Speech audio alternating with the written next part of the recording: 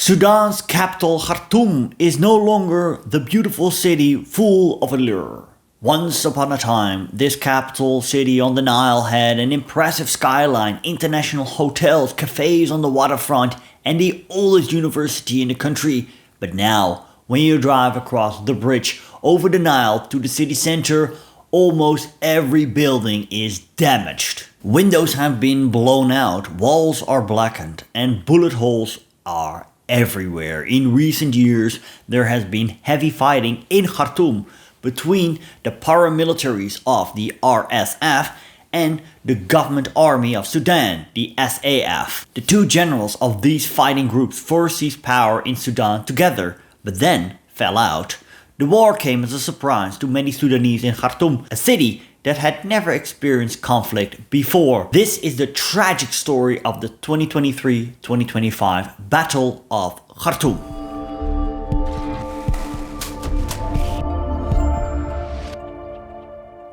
Khartoum is now a city full of trauma, loss, and grief. Its citizens have not been spared in recent years. They lived for years under bombardment and shelling from both sides, and especially in parts of the city where the RSF was in control, many women were assaulted and men were executed. The war has killed tens of thousands, displaced more than 12 million, and created the biggest humanitarian crisis ever recorded, according to the International Rescue Committee. Khartoum was founded in 1821 by Egypt as a military garrison and administrative capital for its control of Sudan. The city grew rapidly but was besieged and fell to the Mahdist forces in 1885, who moved the capital to nearby Omdurman. After the Anglo-Egyptian reconquest in 1898, Khartoum was re-established as the capital and rebuilt as a colonial city. It was redesigned with a modern defensible layout of diagonally running streets.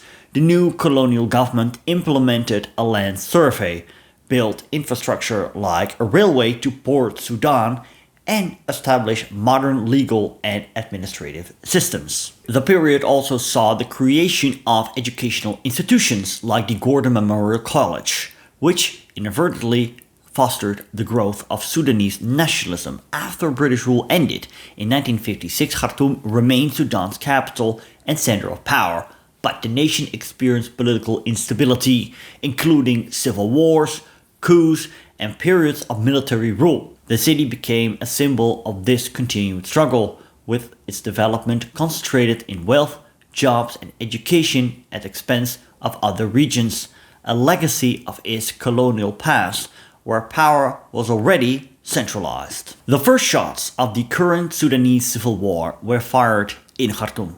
A power struggle between the Sudanese Armed Forces, the SAF, under Abdel Fattah al-Burhan, and the Rapid Support Forces, the RSF, under Mohammed Hamdan Dagalo Musa, also known as Hemedti, that erupted after the 2021 coup, overrode the transition to civilian rule.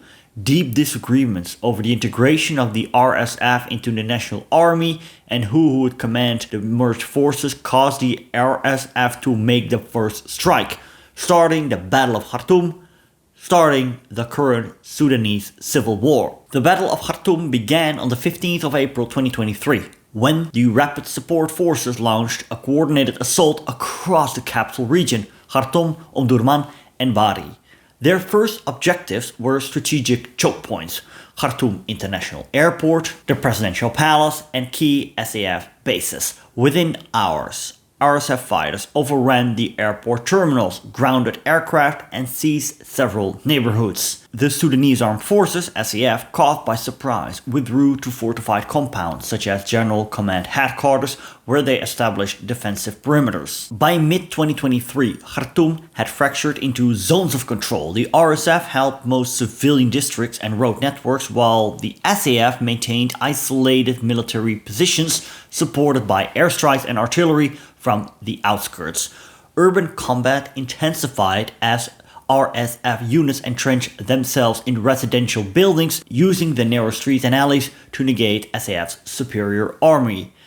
bridges connected the Tri-City area were fought over repeatedly, especially the Mak Nimir and White Nile bridges. Throughout 2024, the SAF shifted toward siege tactics, using long-range fires and drone reconnaissance. They targeted RSF supply corridors from Darfur and Kordofan, gradually cutting off reinforcements. The Karari Omdurman front became decisive. The SAF's push there severed RSF's access to the northern suburbs and tightened the encirclement. In late 2024 and early 2025, the SAF launched a major counteroffensive. Airborne units and mechanized brigades advanced from the Wadi Saidna airbase, reclaiming the airport and pushing into central Khartoum. The RSF resistance collapsed as ammunition shortages grew and internal command fractures appeared. By April 2025, most RSF strongholds had fallen, leaving only scattered pockets that were cleared over the following weeks. As the RSF was retreating, the soldiers turned on civilians. In Haj Yusuf, a district of Khartoum, east of the River Nile, one resident described it. It was a shock. They came suddenly. Two of her sons, the 18-year-old Muzamil and 21-year-old Mudathar, were sitting by the house with a friend. The RSF soldiers ordered them inside, then shot them in the back. Muzamil was lucky to survive with a bullet wound in his leg, but his friend died instantly. Then the men wanted to enter the house, and my mother tried to hold the door shut. Pushing and pushing, they spotted a phone on the ground, grabbed it, and left. I went and called the father of my friend so he could come and do first aid, but we couldn't rescue him. A Sudanese woman saw an RSF fighter holding a woman at gunpoint and told her, "Come with us." He was beating her with his weapon, she said. The witness claims, and then we heard shooting and the men ordering her, "Take it off, do this, do that."